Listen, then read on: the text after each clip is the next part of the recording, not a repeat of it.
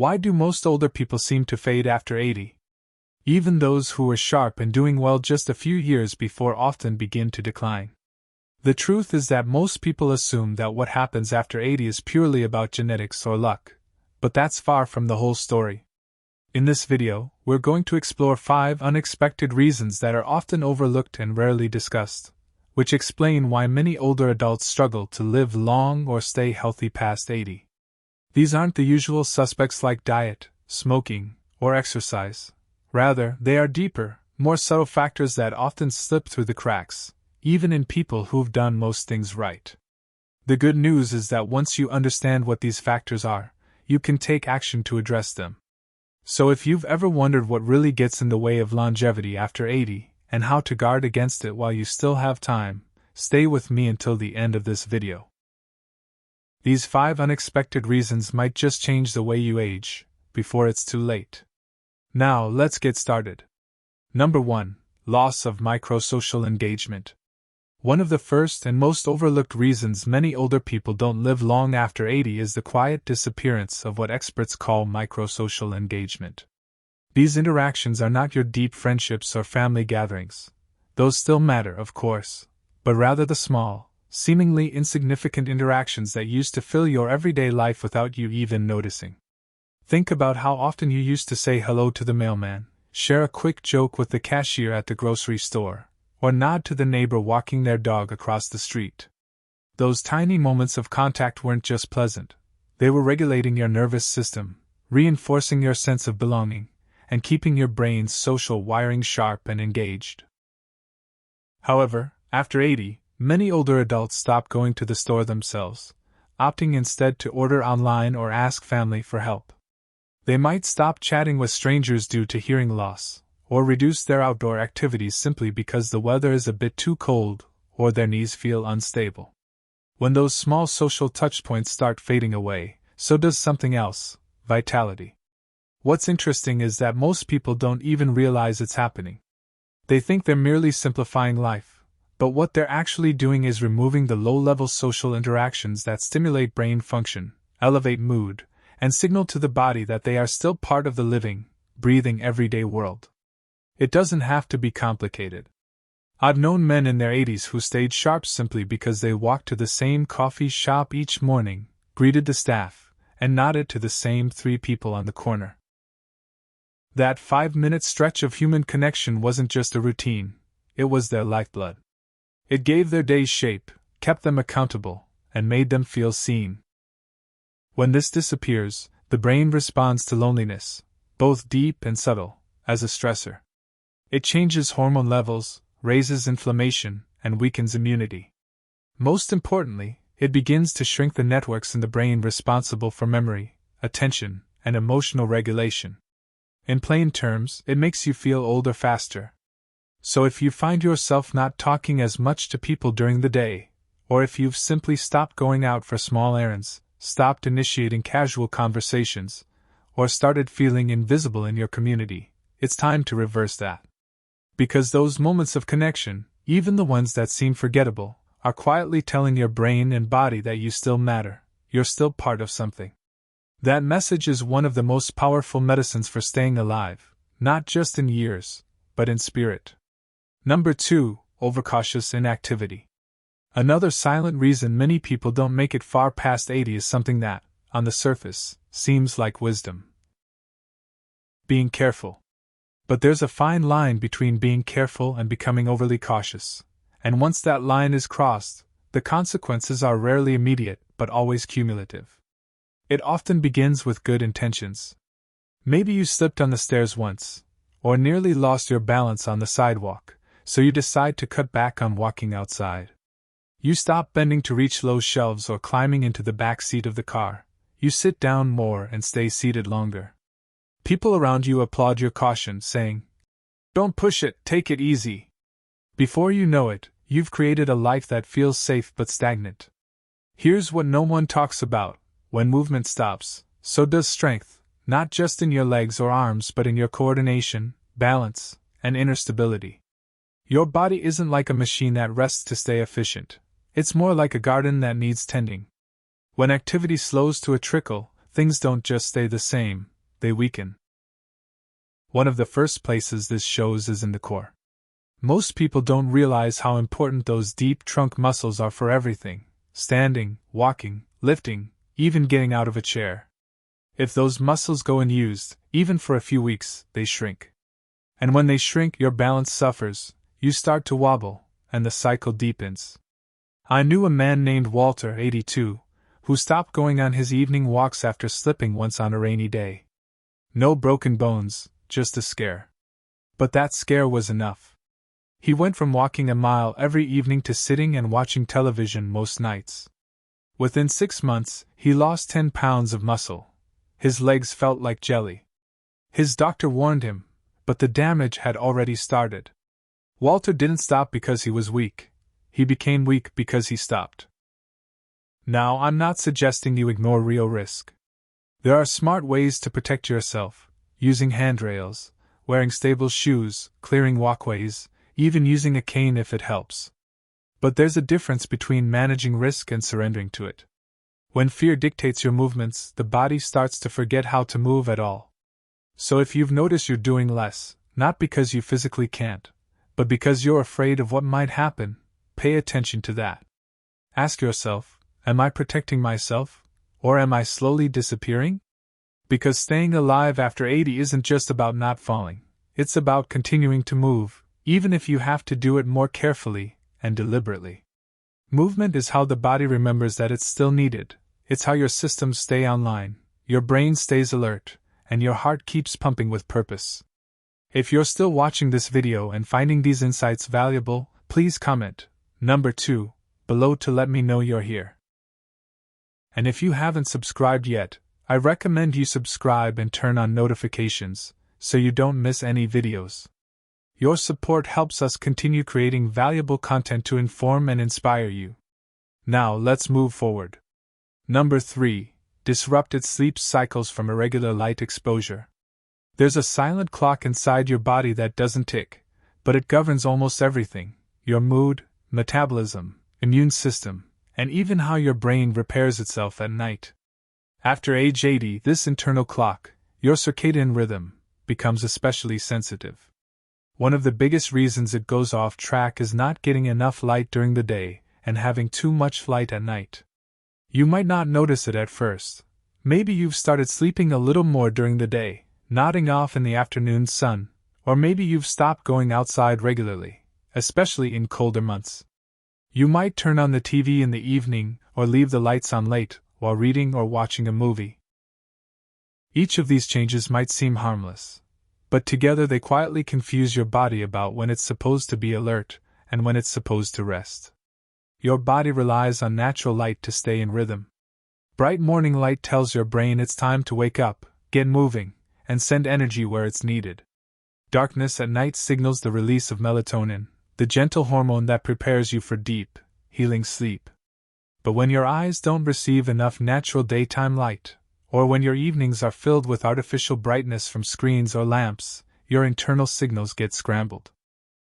As a result, you might find it harder to fall asleep or stay asleep. You could wake up feeling groggy even after 8 hours in bed, or your energy might lag throughout the day, leaving your memory a little fuzzier than usual. Over time, that sleep disruption affects more than just your energy. It weakens your immune function, makes your mood less stable, and even increases the risk of cognitive decline. Then there's the issue of vitamin D, which the body naturally produces when your skin is exposed to sunlight. After 80, your ability to synthesize vitamin D through your skin decreases, meaning regular outdoor exposure becomes even more critical. Without it, your bones, muscles, and immune system all take a hit. I once spoke with a woman named Helen, 84, who had been feeling increasingly tired and disoriented. Her blood work looked fine, her diet hadn't changed, and she wasn't taking any new medications. The turning point was her doctor simply recommending that she spend 20 minutes every morning sitting by the window with her blinds wide open and to turn off her screens 1 hour before bed. Within 2 weeks, her sleep, memory, and mood all improved, not because of a new pill, but simply because of light. So if you've been spending most of your time indoors with the curtains drawn, or if your evenings are filled with blue light from your phone or TV, it's time for a shift. Try to get outside within an hour of waking up, even if it's just for a few minutes on your porch. Let your eyes and skin soak in that morning light. In the evening, dim the lights to help your body prepare to wind down. These gentle rhythms are not just comfortable, they are essential for survival. Because what many people don't realize is that the body doesn't just get old from wear and tear, it also gets old from disorganization, from systems being out of sync. Restoring your light cues, your sleep schedule, and your daily rhythms is how you bring that organization back. That's how you tell your body, even at 85 years old, we're still on schedule, still in motion, and still here. Number 4. Emotional suppression from loss and isolation. By the time many people reach their 80s, they've carried more loss than most younger folks can imagine. A spouse, a sibling, a lifelong friend, or sometimes even a child. While the outside world may politely offer sympathy, what's rarely acknowledged is just how much those losses accumulate, not just in memory, but in the body. What often happens after 80 isn't just grief, it's emotional suppression. It's the slow, quiet habit of swallowing the pain instead of expressing it, of putting on a brave face because you feel you should be used to it by now or because there's no one left who truly understands the depth of what you've lost. But here's the truth, the body doesn't forget. When grief isn't processed, when it's not spoken, shared, or fully felt, it doesn't just disappear. It gets stored, and over time, that emotional weight becomes physical. It starts to affect your immune system, digestion, sleep, hormones, and puts your nervous system in a constant state of quiet tension. The hardest part? It happens silently. On the outside, you might look calm or even claim you're fine. But if your shoulders have grown a little heavier, if your breathing is a bit shallower, or if your spark has dimmed enough that you no longer feel like yourself, grief might be the reason, even if you haven't spoken about it in years. I remember a man named George, 86, who lost his wife of 60 years. He didn't cry much, he said it wasn't his way and that he was doing all right. But within a year, he lost weight, stopped going to the senior center, and had trouble sleeping. Not because of illness, but because his body was carrying sorrow that it had never been allowed to release. You see, emotional pain doesn't need to be dramatic to be damaging, and by the time it shows up in your health, the connection isn't always obvious. What keeps people alive well past 80 often isn't just physical strength, it's emotional ventilation. It's having safe, open outlets for sadness, fear, and longing. It's being able to say, I miss her, or I'm still angry, or I feel alone, without being judged for it. That kind of release is what lets the heart breathe again, and when the heart can breathe, the body can heal. That's why people who live long tend to have some kind of outlet. Maybe it's a trusted friend, a journal, faith, a community group, or even a therapist who helps them unpack the stories they've carried for decades. Whatever the form, the principle is the same. What gets expressed can be transformed, what gets buried festers. So if you've been holding something in, not because you want to, but because you didn't know where to put it, it's time to make space. Not just for the sake of your emotions, but for your life. Because the truth is, the heart can only carry so much before it starts to quietly shut down. If you want to make it well past 80, not just breathing but alive, you have to let it feel too. If you're still watching this video and finding these insights valuable, please comment, number 4, below to let me know you're here. And if you haven't subscribed yet, I recommend that you subscribe and turn on notifications so you don't miss any videos. Your support helps us continue creating valuable content to inform and inspire you. Now let's move forward. Number 5. Gradual loss of daily purpose. One of the most invisible reasons many people don't thrive past 80 is the slow erosion of something we often take for granted until it's gone: daily purpose. Not life purpose in some grand philosophical way, but the simple kind, the kind that makes you get out of bed in the morning with something to do, somewhere to go, someone to see. Purpose doesn't have to be dramatic. It can be watering the plants before the sun gets too hot, feeding the neighborhood cat that waits outside your door, writing a letter to your granddaughter, or fixing the hinge on the back gate. But when these little routines start slipping away, when mornings come without a reason to move and evenings arrive without anything worth reflecting on, something inside begins to quietly shut down. The body listens to the mind, and when the mind no longer sees a reason to push forward, the body follows. Appetite drops, movement slows, and without purpose, the systems that used to regulate your health start to go quiet. Not because they're broken, but because they're waiting for a reason to switch back on. It's easy to miss because it happens gradually. Maybe your weekly bridge game got cancelled, or your church group stopped meeting, or your family visits less often. Maybe your old volunteer role ended when your knees started aching, and you tell yourself it's normal, that it's part of aging. But deep down, you can feel it, the days blending together, each one a little quieter than the last. I once met a woman named Ruth, 88, who seemed more alive than most people half her age. She wasn't wealthy, she wasn't in perfect health, and she wasn't surrounded by a big family. But she had one thing that never left her routine. Every Monday, she wrote postcards to shut-ins in her church. Every Thursday, she made soup and froze it for a local shelter. Each day, she sat by her window around 4 p.m. to watch the neighborhood kids walk home from school. She knew their names, waved to them, and they waved back. It wasn't glamorous, but it gave her days texture, her heart rhythm, and her life continuity. That's the secret no one tells you. The body stays alive as long as it believes it's needed. Purpose, even the smallest kind, is like fuel.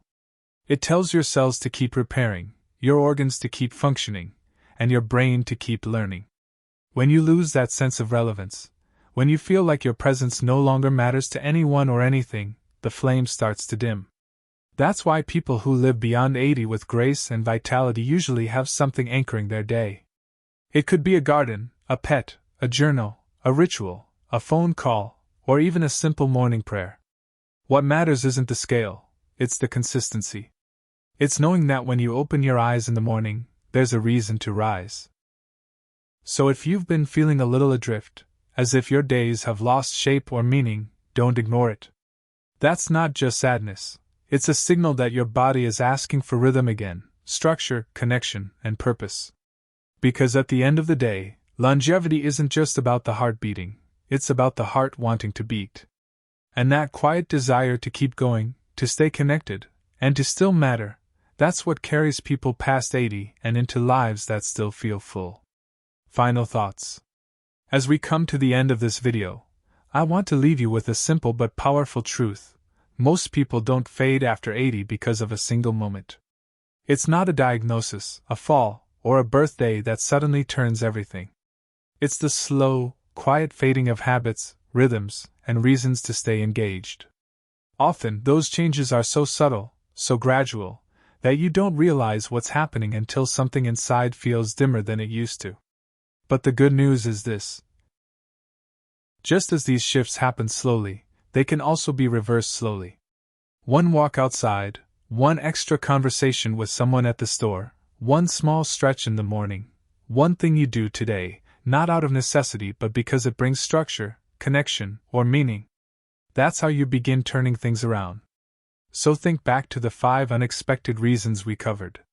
Which one surprised you the most? Which felt uncomfortably familiar? And more importantly, which one are you willing to act on, even in a small way, starting today?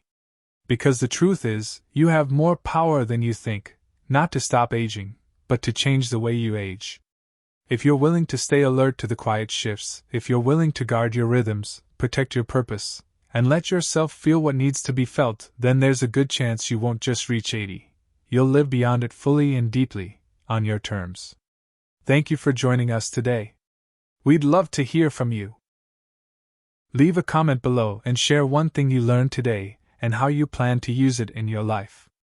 Your thoughts are important to us, so don't hesitate to share them. Reading your comments gives us great motivation and encouragement. If you enjoyed this video and found it helpful, please like, subscribe, and share. Your support helps us continue creating valuable content to inform and inspire you. Thanks for watching, and we look forward to seeing you in the next video.